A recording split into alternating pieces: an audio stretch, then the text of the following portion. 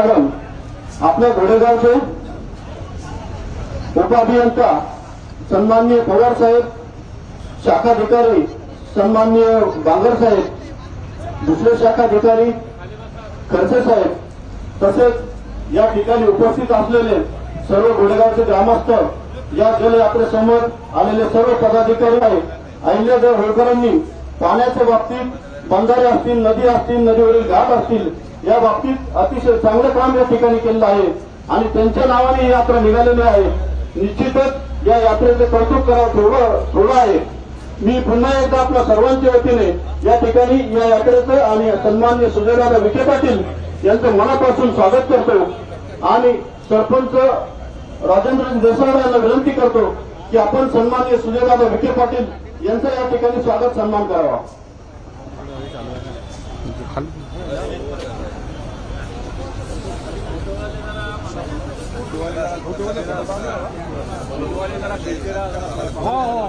एक मिनिट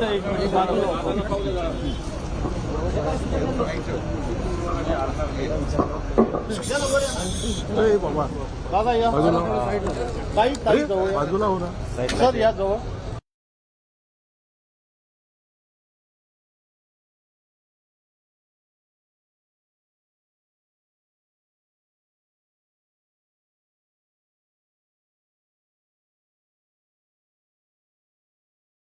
विनंती, यानंतर पंकजी लांबाचे यांना विनंती करतो आपण या ठिकाणी सायलीताई मॅडम यांचा सत्कार करावा.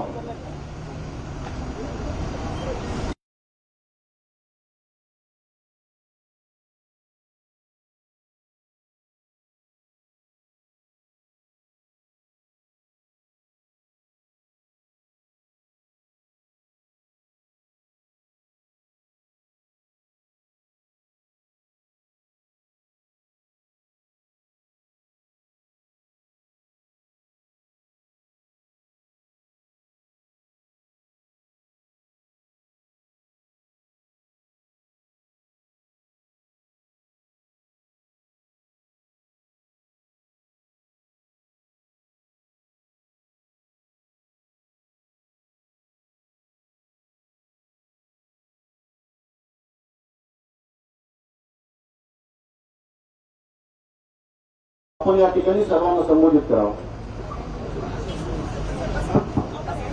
कॅमेरेवाले जरा बाजूला सरका, दादांना पाहू दे जरा. कॅमेरेवाले बाजूला सरका. बरं ठीक आहे. अरे थोडंसं आहे मित्रांनो, तुम्ही का बाजूला.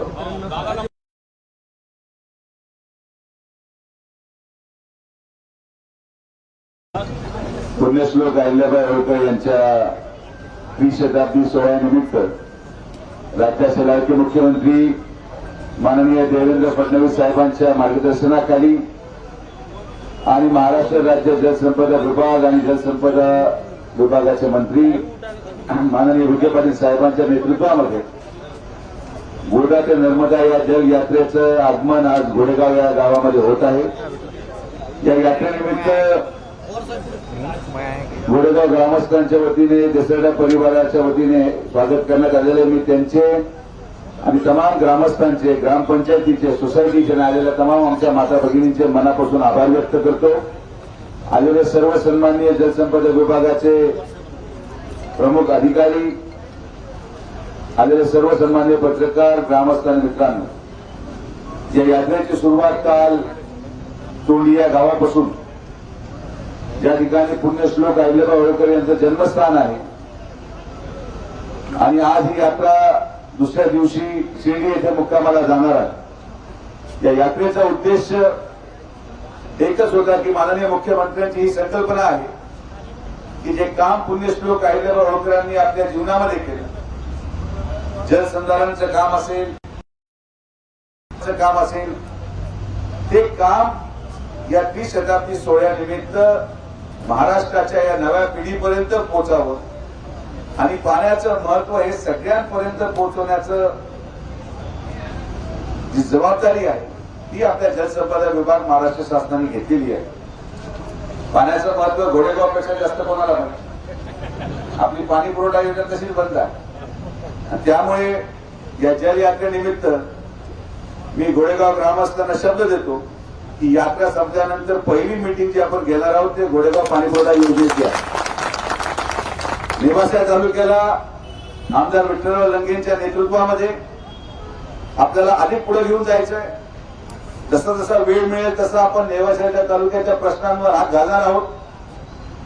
त्या ठिकाणी शिंगवे तुकाई एमआयडीसीचा प्रश्न असेल की लोकांनी जमिनी घेऊन ठेवल्या पण त्या ठिकाणी उद्योग उभे केले गेले नाही आणि म्हणून माननीय उद्योग मंत्र्यांच्या पुढे बैठक लावून ज्या ज्या लोकांनी जमिनी घेतल्या आहेत आणि मात्र उद्योग उभे केले नसतील अशा सगळ्या जमिनी शासन ताब्यात घेऊन नव्या उद्योजकांना संधी देणार आहे. हा निर्णय आपण घेतलेला. निर्णय घेत असताना काही निर्णय कठोर असतील, काही निर्णय कदाचित लोकांना पटणारे नसतील, पण मी वारंवार सांगतो की जेव्हा आपण निर्णय घेतो माननीय नामदार राधाकृष्ण विखे पाटील साहेबांच्या नेतृत्वामध्ये किंबहुना विखे पाटील परिवाराने सातत्याने या नेवासा तालुक्याचाच हिताचा विचार केला.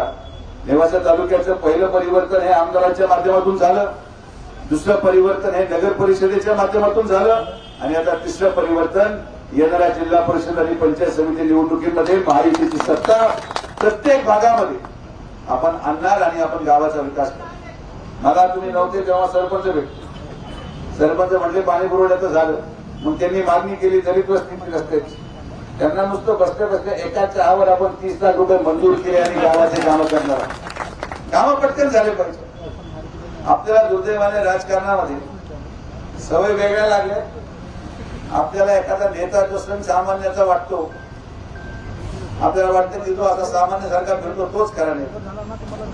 आणि आज आपण पाहिलं असेल दक्षिणेमध्ये काय झालं. विकासाला मतदान टाक, विकास करणाऱ्याला मतदान टाक. ज्या दिवशी तुम्ही सुशिक्षित माणसांना राजकारणामध्ये संधी द्याल तरच तुमच्या मुलांना पुढच्या भविष्यामध्ये संधी मिळेल.